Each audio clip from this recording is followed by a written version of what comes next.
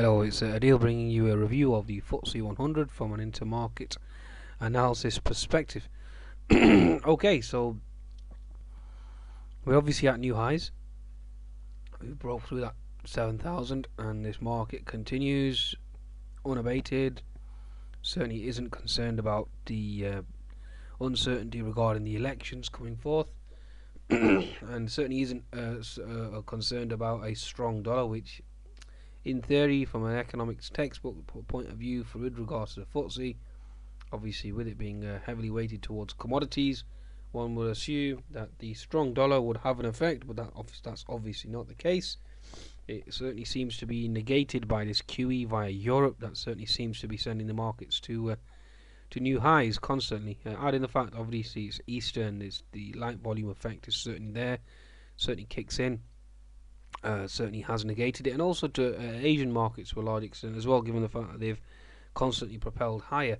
I've attempted to short the FTSE this week. I've been stopped out on numerous occasions on the basis that we have a strong dollar, obviously, given the fact that we are looking towards a rate hike in June/September. The Aussie and Kiwi has been hit hard, and yet still the FTSE continues its march higher, which is very strange, especially given the fact that energy hasn't really been leading given the BG Shell deal, which I'll explain very shortly. So it's very strange times indeed, okay, especially with regards to US markets. Now the Asian market is going higher, yes, that certainly has negated a lot of the weakness, but having said that, the election uncertainty should certainly overwhelm, especially given the fact that Greece hasn't resolved anything other than making a single payment, and yet they still have, I think, 4 or 5 days yet to really put forward any real proposition. So again, it's very confusing, and also given the fact that they've obviously been cozying up with the Russians, and that certainly hasn't improved sentiment from that perspective either. We've had weaker European data as well, more or less. We've had weak UK data as well, that's been ignored, and the show continues. We basically make new highs, especially in Europe. The euro gets absolutely annihilated, back to the 1.05 handle again, and obviously that's certainly propelled European shares higher, and that's prevented the FTSE from selling off. So it's very strange right now from my perspective. From an intermarket analysis perspective, it's very baffling, very strange as to the price action in the, especially with regards to the FTSE 100. Obviously, European shares are a straightforward trade, short euro, long your EU equities, and that certainly seems to be playing its illogical path, irrational path, and making new highs. Even though we have economic data that's weak, yet QE has failed to actually create any growth other than obviously increase and ramp up the equity markets, as is always the case. Okay, right. Let's try and break down each sector with regards to the FTSE 100, and then I'll be able to find out exactly where this index is going. Okay, so just going to bring up my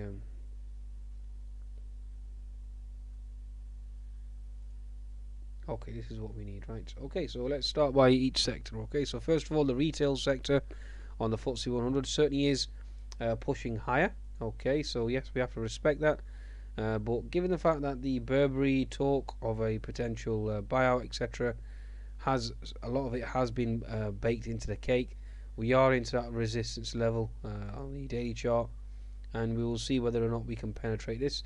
Obviously, the weekly candle there is certainly of some concern. Okay, 60-minute chart at the moment certainly is very impressive.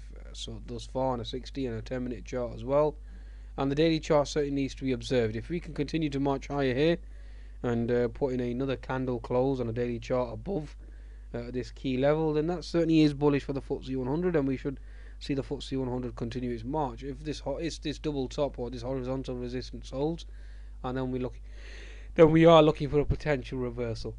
Okay, right. So watch out for the retail index. Okay, so bear that in mind. Retail index certainly circumspect. Okay, so the next chart that we observe now is the mining. Okay, so for those of you that were getting excited with regards to BG, Shell, causing the FTSE to move higher, etc., etc., propelling the markets, etc., commodities, etc., the strong dollar has basically caused the mining sector to be flat.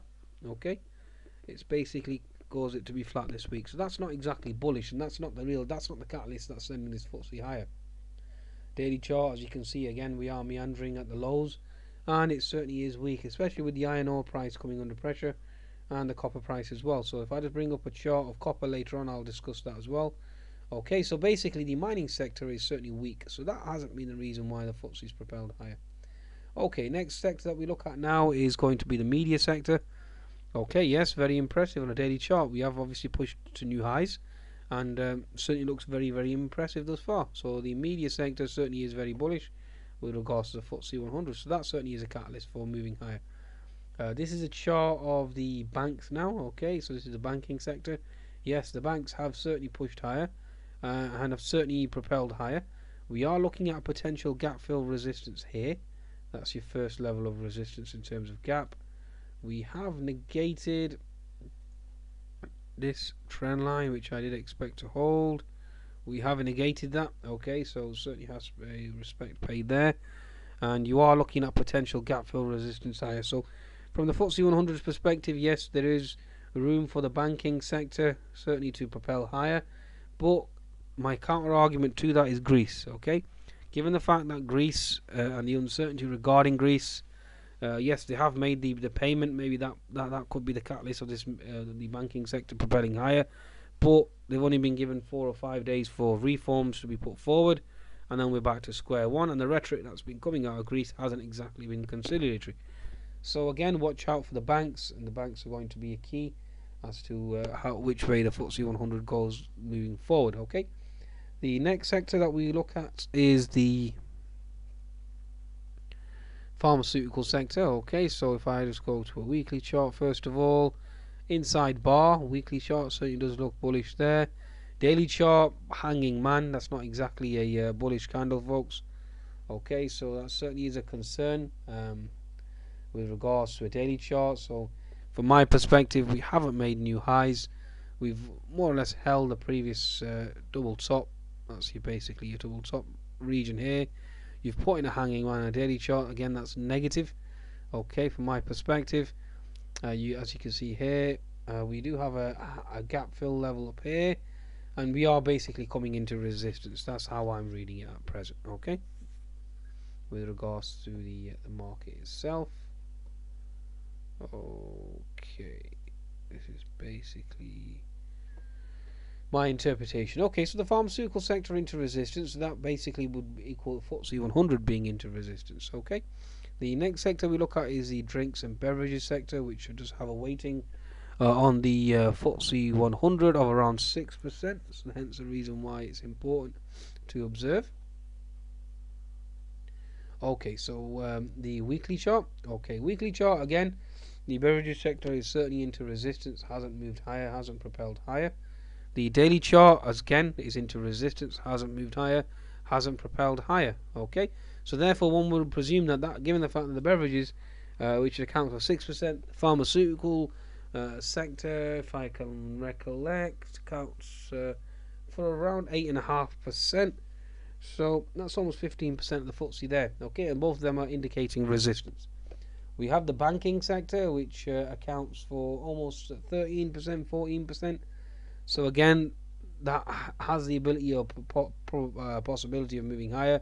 So that certainly needs to be taken into consideration. Okay, folks. So let's have a look at the next sector now. Okay, which is travel and leisure. Okay, travel and leisure has been moving higher due to the fall in sterling. Okay, I'll bring up a chart of sterling later on, but sterling has been clobbered, and therefore this has the ability to potentially move and continue to move higher.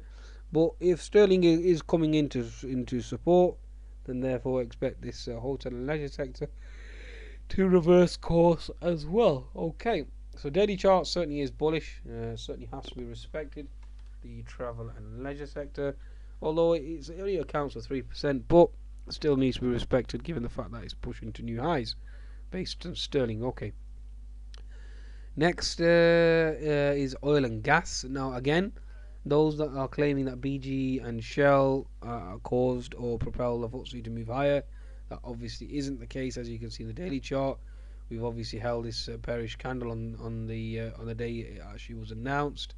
Given the strong dollar, again we have held resistance where previous support equals resistance, as we can see here. So the strong dollar certainly has kept the actual commodities at bay, which I'd expect to happen given the fact that the FTSE is heavily weighted towards commodities. So we are obviously we're into this resistance here. This is a bear flag formation that I can see. So basically consolidation here, and then we are potentially looking to move lower given the fact that the dollar is having that effect or having that impact on the obviously oil and gas sector. So not exactly bullish. Okay, so that certainly is vulnerable to a move lower. Therefore, the FTSE 100 is vulnerable to a move lower. The next one is insurance. The insurance sector, if I can remember, is minuscule. It's around 5% of in terms of weighting in the FTSE. The weekly chart, as you can see, after that bearish engulfing candle, it's an inside bar, so therefore it's bearish consolidation. Daily chart, we still have this unfilled gap up here that needs to close. Once that's closed, and obviously we are into a bearish scenario. The daily chart certainly does look like a H&S formation to me. This is your right shoulder here that we're potentially putting in, and certainly doesn't exactly portray bullish characteristics. So that's another sector that certainly is into resistance and therefore would send the FTSE lower. Okay, the next index that we look at is a tobacco sector. Tobacco does have quite a heavy weighting on the FTSE as well. Again, almost around 5%. So this isn't exactly making new highs, so it's not bullish. So therefore, it's not confirming the move on the FTSE. Yes, we've had a dead cat bounce here, but it's still low highs. Okay, and obviously we're retesting that breakout trend line level. So therefore, one would presume there again is where the tobacco sector is into resistance. Therefore, the FTSE 100 should be into resistance. Okay, obviously this is the FTSE 100, so I'm going to leave that for now. All I would say with regards to the FTSE is that we have gaps that we need to fill below. That's the only thing that I would say at this very juncture. So you have a gap level here and a gap level there. So there are two gaps that I would be targeting next week, and I expect them to close. Okay, so you have a gap at 7015, and then you have a gap at 6933. There is another gap below as well, but we'll target them two for now. That will be my strategy next week. Okay, now overwhelmingly a majority of the sectors that I've observed so far, obviously with the exception of the wholesale and leisure sector, which is obviously dependent on the level of sterling, the banks, obviously euphoria over IMF payment, the Greeks making the IMF payment, but that's just a matter of time, and everything else basically is into potential resistance from what I understand and what I can see. So therefore, overall, the sectors of the FTSE are into resistance. Therefore, I expect the FTSE 100 to be into resistance as well. Now, looking at it from a fundamental picture, first of all, strong dollar. Okay, so if I actually close this now, because this will not be needed. Okay, so if I just bring up my other charts. Okay, so what I need first of all is a dollar. Okay, so the dollar itself obviously has moved higher, and therefore the FTSE 100 should obviously feel the heat from a strong dollar. Now, we had weak economic data as well with regards to the FTSE 100 during the week, okay, or especially on Friday, should I say, okay. So that should technically be dictating sentiment, but that's not the case. We also had stronger inflation data out of China. Well, not exactly stronger, but not as weak as everybody expected. So therefore, that should potentially put pressure on the FTSE. But the Asian markets, as we all know, are certainly into some sort of hopium trade right now, and certainly are. You can either call it short squeeze, or you can call it taxi drivers buying, etc., which has been written in one article. If I just bring up a chart to Shanghai. Okay. If I can just bring this up. Where are you? Where are you?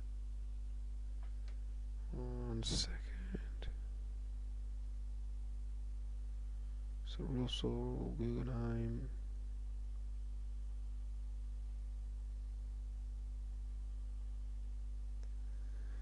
I mean, this is something else that I was trying to refer to. With a strong dollar, the emerging markets should obviously find resistance. and certainly should come under pressure from just from an economic point of view. Obviously, a stronger dollar hurts the prospects of the emerging market nations, etc. And that certainly hasn't been the case. As you can see, we've pushed higher quite considerably. We've obviously gone past the gap level resistance as well. And now we need to ask ourselves, the IHS target of emerging markets is 40 to 37, so we're into 43. So the IHS is complete now from the emerging market perspective, index perspective, should I say. And then we are into resistance here, where previous support equal resistance. And that's certainly something to observe and watch out for going forward. Okay, with regards to the actual emerging markets. So that's something to keep an eye out for. If the emerging markets are into resistance, that means the FTSE 100 is into resistance. Also the Shanghai as well. I mean, if I just bring up a weekly chart of the Shanghai index as well, we are coming into this gap level of resistance, which I highlighted here. Okay, so there's a level of resistance. Again, if you go any higher, then you have that double top resistance back in 2007, and that will be interesting. But look at that move. I mean, it's not exactly normal, is it? I mean, 250 to 5, it's almost tripling now. I mean, it's in such a short space of time, but that it is what it is, folks, and you'd have to respect the Shanghai for now. Okay, so this is basically where we are. Daily chart of the Shanghai. Again, you have this unfilled gap left below. Even with the weaker inflation, well, slightly stronger inflation data, it didn't deter the dovish camp, obviously, from buying the Shanghai even further and propelling it even higher. Given the fact that this hasn't had a bounce, it's not, should I say, a sell-off or a retracement. It's not exactly healthy, and that's certainly a worrying sign going forward. I mean, we've not had one bearish engulfing candle or a real red candle. We've had one or two, even a doji hasn't been put in. So this is certainly concerning going forward, and that certainly has to be observed. Now, with the obviously the Shanghai going higher, the Aussie and Kiwi haven't really followed the index higher. So again, that's a concern, a sign that should certainly concern us all. Even though the Aussie and the Kiwi both have held rates, on pause, and given the fact that the Fed is basically is looking towards June and September, but that has been known for some while, and that certainly has been factored in as well. So that certainly is a concern for me as well, with regards to the Shanghai moving higher, and the FTSE 100 as well, especially given the election uncertainty, etc. going forward. Okay, so if I just bring up a chart of commodities as well, so crude oil, this is another chart that's interesting. Okay, so if I just bring up a 1 month chart. Okay, so this is basically what we're looking at. So you have, bear with me,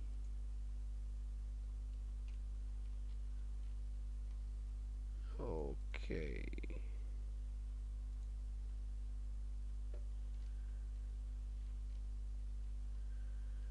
here we go.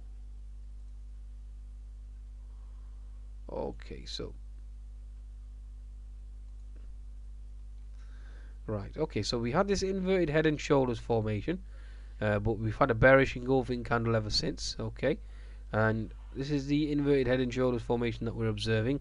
We are holding this diagonal trendline support as well on the chart of oil. So again, it will either the bear flag will play out here, where we're consolidating in the lower part of this red candle and we thrust lower, or the inverted head and shoulders formation continues to play out, and that will be the movement on the FTSE. That will dictate the movement on the FTSE 100 as well. Okay, the next chart I just want to bring up is copper. Now, copper obviously has sold off from the highs, so the other concern that I have with regards to copper as well, if the Shanghai is propelling higher, and if this is based on stronger organic growth, then why is copper not moving higher? Again, this is something that's sort of concern to me. Okay, so copper not confirming the move either, and no, it is oil. Okay, there's no real bullish momentum there. We can look at gold, but gold certainly is distorted to a large extent, especially with regards to the geopolitical situation from Greece and Yemen, or the socio-economic situation from Greece and the geopolitical situation from Yemen. So again, those two variables are not having a impact on the markets either. even with a rate hike and or should we say a rate hike tantrum. Again, if you have a strong dollar, it hurts earnings, etc. Even that's not having an impact. So only thing I could attribute the actual rally to this week again would one obviously would be Asia, opium trade there, and that obviously having the effect on the European markets. Obviously the QE effect from Europe again, and also adding the light volume scenario situation as well. And given the fact that it's Easter, and that certainly has distorted price action to a large extent as well. Okay. Now let's go to the FTSE 100 now. Let's try and break this down. Let's go to a weekly chart. Weekly chart, as you can see, certainly looks very impressive in terms of its thrust higher.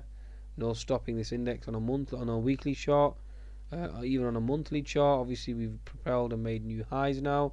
That has to be respected. But again, making new highs in an Easter light volume period, certainly isn't exactly very, shall we say, reassuring. So again, let's find out next week. Okay, so daily chart. Obviously, we are coming into this broadening formation or broadening top formation. So again, this isn't something else that certainly needs to be observed, and see how this market plays out. Okay, so we've obviously taken out that pivot high at 7066. So the markets have continued to short squeeze higher back up to the 7100 level, and we shall see how this plays out on the Monday. Okay, so again, let's observe this. So again, so above 7066, I will well, I'm forced to switch my bias to the bull side. But obviously, if fundamentals confirm, I'm not just going to go long based on a technical level being breached. No, I need confirmation from a fundamental perspective to convince me to obviously maintain a longer bias. Okay. At this moment in time, all we can do is use our previous resistance equals as support. Okay, and that's basically all we can do for now. We obviously got this keyed purple diagonal trend line that certainly has held up thus far, and that certainly needs to be respected. Just connect this together here as well. Okay, so we are in this channel, and this channel is the one that so it needs to be respected for now. Okie dokie. Right, so that's basically where we find ourselves. Okay, so the FTSE 100 approaching the 7100 level, and this will be very interesting as to whether it can sustain itself higher. Okay, 60-minute chart certainly is bullish, and you have to respect the tape for now. The 10-minute chart, again, we are continuing to thrust higher here. Higher highs, higher lows. One must respect that for now, and we shall see exactly how the Asian session reacts. Like I said on Friday, given the fact that we had weaker economic data out of the UK, you had the dollar firming as well, you had the Chinese inflation data that of being a concern as well, and yet the FTSE 100 negated that and continued its move and pushed higher, especially with the election uncertainty as well, given the fact that the polls are now putting Labour back in front. Okay, so again, baffling, absolutely baffling going into an election. I think we've got less than a month left, and yet the uncertainty regarding that is not causing a concern whatsoever. That isn't exactly normal.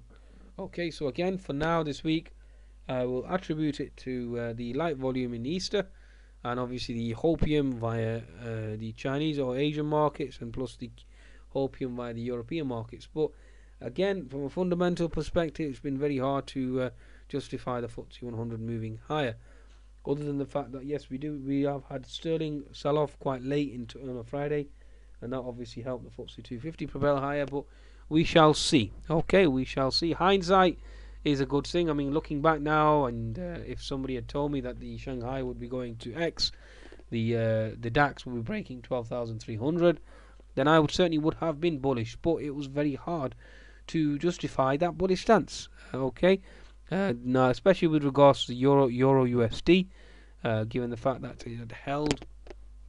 Let's just go back to the Euro USD and explain. Okay, so we had this fib 75%, we have fib 61%, and yet every level on the Euro USD was absolutely obliterated. Okay, so again, very hard for me to have forecast that, especially post NFP. After the NFP data, everybody had turned bearish. Obviously, given the fact that there's poor data and obviously economic data, interest rates were rising, and especially given the fact that the QE trade was being negated because the dollar was moving higher, interest rate hikes coming forward, and that's obviously negative for earnings. And yet the US markets this week have totally ignored that as well. Okay, so that theory has gone out the window. It certainly seems a strong dollar equals a stronger stock market, and nobody is concerned about a rate hike. The thought process changes very, very swiftly in this market. Okay, right. So the Euro USD is one obviously to observe. If we continue to make new lows, obviously that'll keep propelling European markets higher, which in turn will help the FTSE 100 to move higher. Also, the Asian markets need to be observed as to which direction they will be going, because they will obviously dictate the European markets too. Now, the FTSE 100, as you can see, is into resistance on the daily chart, so watch out for the 7,100 level as being resistance.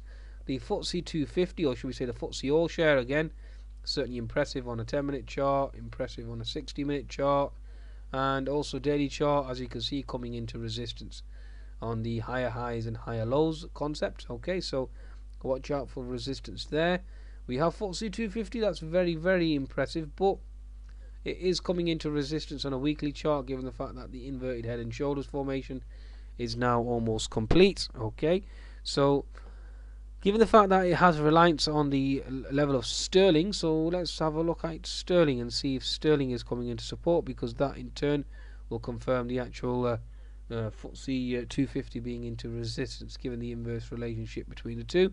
Okay, so we had this symmetrical wedge. We were going to break out north. We obviously failed, and now we're basically holding this potential pivot bottom low. So given the fact that we will have a support level on the sterling chart on a daily basis, that will obviously indicate resistance on the FTSE 250, which in turn will indicate resistance on the FTSE 100, and vice versa. Okay, so certainly observe the level of sterling as well as to the FTSE 250, and whether or not it can sustain itself higher.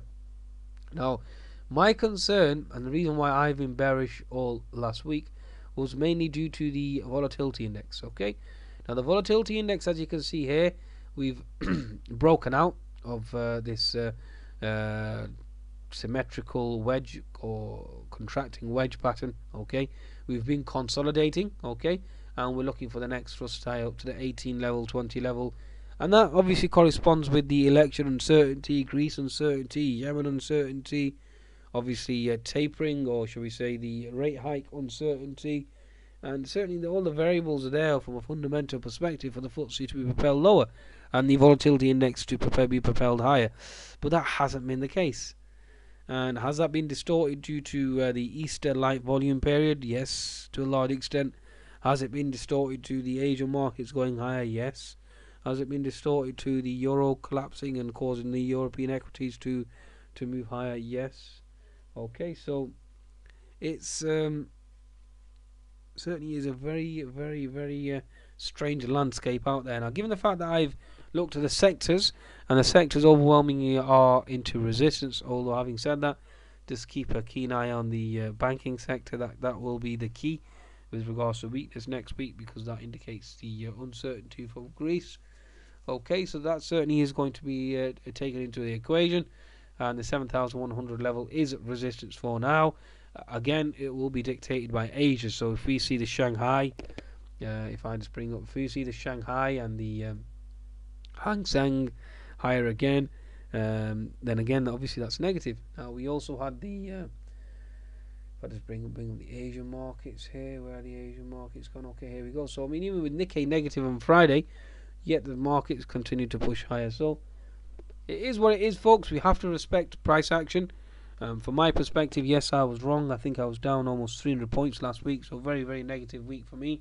One of the worst months in a very long time in terms of trading thus far. So it is very, very hard to fathom, and even for my currency trades, they were certainly not doing well this week either, because the dollar index just had a consistent move higher. And now we are into resistance in the dollar index. Now, given the fact that the inverse relationship with the dollar has broken down the FTSE and the global markets altogether, it's all about the dollar. So if the dollar starts to weaken, expect the equity markets to weaken because of the euro obviously strengthening, and that will obviously cause the reverse trade, i.e., sell um, EU equities and buy back the euros to close that trade.